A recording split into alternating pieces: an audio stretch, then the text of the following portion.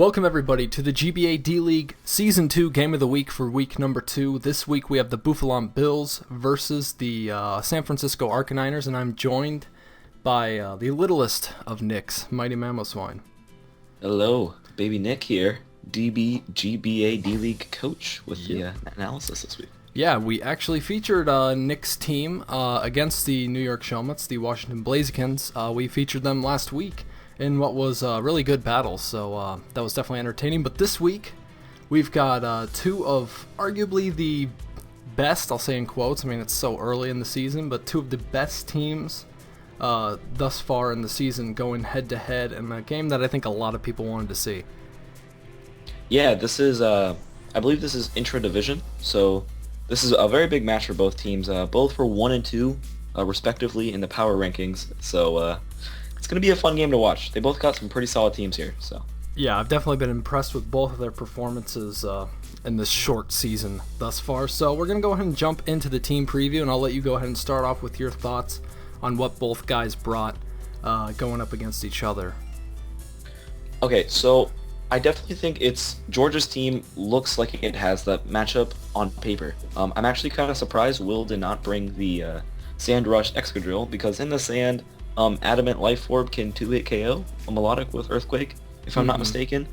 So it actually puts in a lot of work, especially against the Zapdos and stuff. Landorus is actually a huge threat to Will's team. Outside of Mega Manectric, he's going to have a hard time dealing with that thing. So it's going to be hard for him to kill. Arcanine, not the biggest problem, but if that thing could throw around some burns, it could start to be an issue, especially since he has no Cleric on his team. Or with Umbreon, which I'm not expecting to be a Cleric this week. Yeah, that's definitely a good point. Like, you just look at the team matchups at face value, and I see very few win conditions for Will. Like, the only one I can really see that's obvious would be getting rid of that Landorus somehow with Slowbro or Umbreon, and then Manectric kind of pulling through. But he also has to worry about Goodra, and I don't see an easy way for him to take that thing down at all if it's Assault Vest. The only way I see is if it's like CB Crobat with Brave Bird. That's it. That's all I see to really deal a ton of damage to that Goodra easily. Everything else is going to rely on massive amounts of damage rack up. Like a Zelf with Explosion is potentially a possibility, but I really don't think that that's the best use of Azelf, especially in the GBA. I think you want your Mons to do a bit more, especially when your opponent has a variety of Mons that could come in on an Explosion, because it doesn't have defense anymore, and take those pretty easily. So overall, I definitely see George getting the better end of the matchup this week, and I fully expect a lot of his Mons to put in work. Well, one advantage Will does have, looking at team preview, is he has 3 Mons that naturally outspeed all of Georgia's team. So barring some strange Scarfer on Georgia's team, he might be at a slow disadvantage in that end. And Will might struggle with taking out the Scizor, unless that Hippo might be packing Fire Fang and Manectric and maybe Azelf. So obviously the best way of him dealing with Scizor is it's got to be Manectric. Like, you would expect Manectric has the fire coverage to take on Scizor, especially when you're going up against a team with one. It would be interesting to see if this Arcanine is indeed Flash Fire, to maybe take advantage of that, have a bit of defensive synergy going on with Scizor. But when you have Milotic on the other end, maybe he'll have that to absorb those fire attacks from Manectric, but then you have to worry about the electric stab. So Manectric I can see pose some issues, but when you have Assault Vest Goodra, which I'm assuming it is, that really makes it tough for Manectric to get any offensive foothold in the game. And the thing I would expect to carry most of the offensive weight for Will would be Azelf.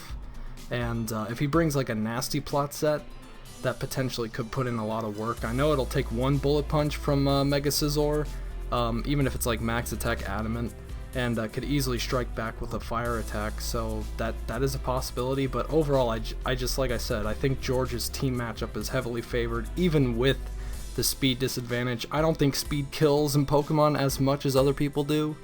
I think you can get by with a slower team if the synergy favors your team that is slower. So, any other thoughts on the team preview before we get started? Other than rocks are pretty valuable for both teams, just Yeah. to slow down Will's offensive pressure and to keep George's Arcanine from switching in repeatedly. But other than that, that's about it. Yeah, sounds good. So we'll be right back with the actual battle. Okay, everybody, so we got the battle. We're going to go ahead and click play and get this started. We'll have the perspective of Will, the Bouffalant Bills. That'll be the one you see, and then George, the San Francisco Arcaniners, is on the opposite side. So we see Hippowdon start out for the Bouffalant Bills, and we see Milotic come out from the San Francisco Arcaniners. Yeah, that's forcing a huge switch there for the Hippo. The Hippo has to be around to keep the Scizor in check. Yeah, the Hippo is definitely going to be a defensive stalwart for the Bouffalant Bills. I think they're going to need that if they want to win this game, at least for the vast majority of the battle. So we do see Umbreon come in, take the Scald really nicely, and there's no burn, luckily, for the Bouffalant Bills. Yeah, so this Arcanine is going to come in, and I think this might be... Oh, this is actually Intimidate Arcanine, so gonna threaten out that Azelf if it is physical.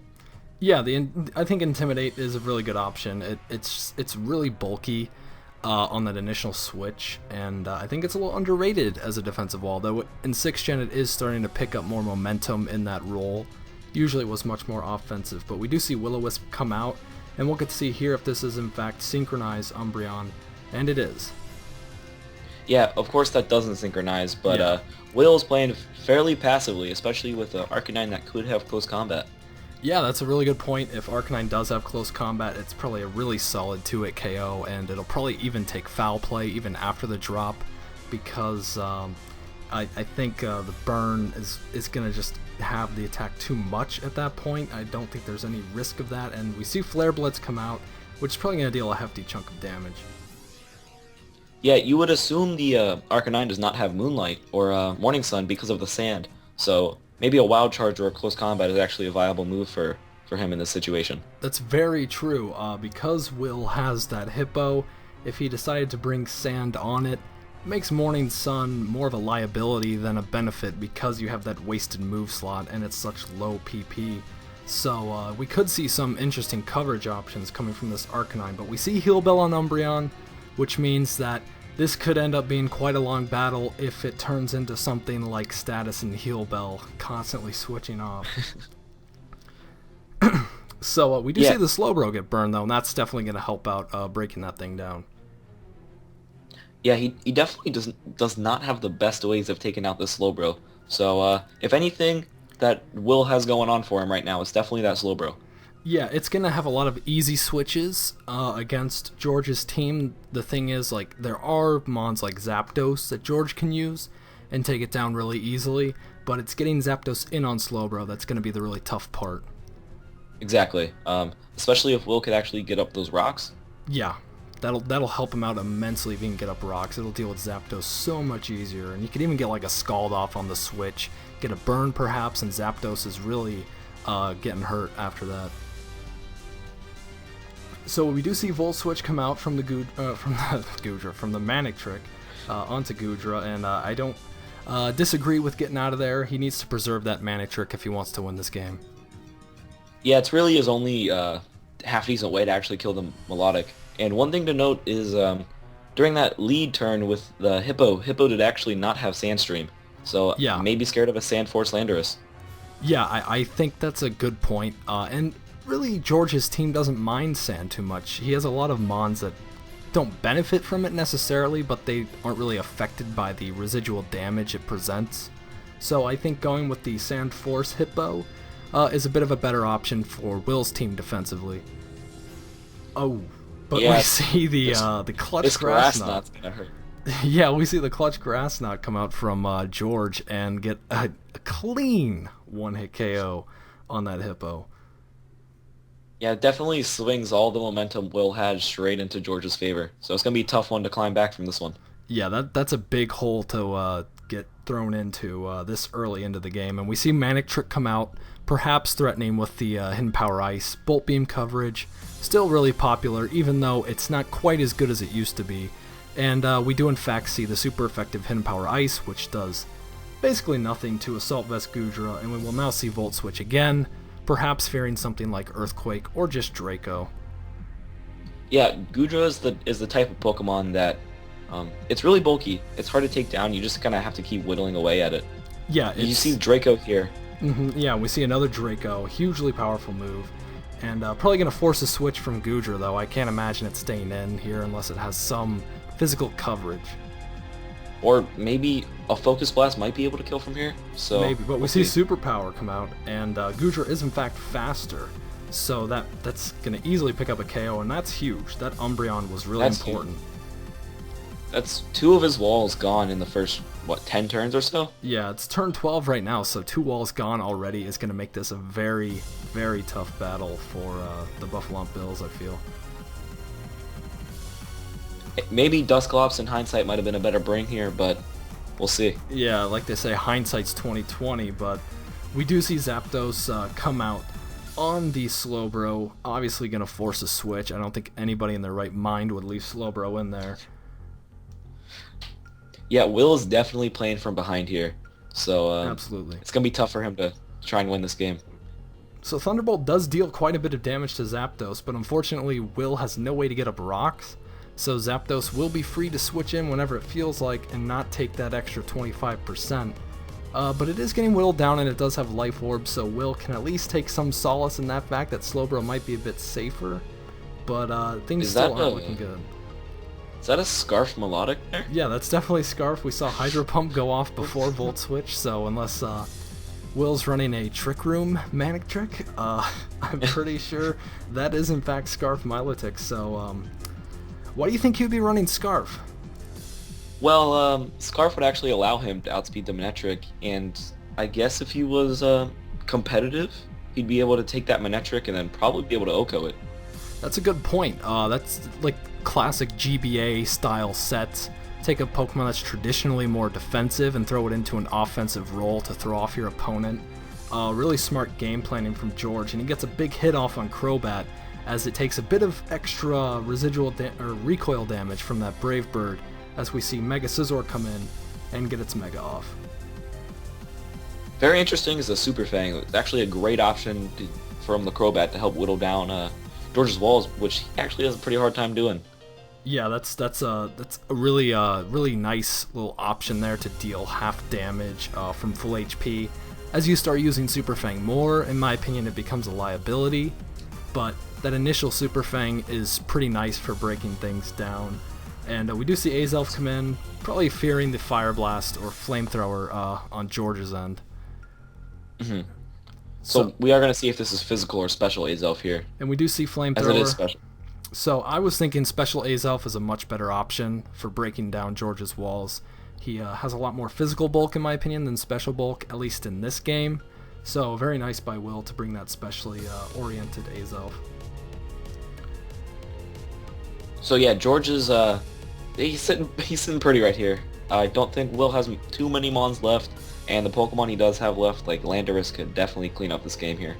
Yeah, definitely. Landorus is going to have a pretty easy time. Azelf is now pretty worn down, and we saw Arcanine with extreme speed, and really I think George is going to have a really easy time cleaning this game up unless some crazy things happen on Will's end.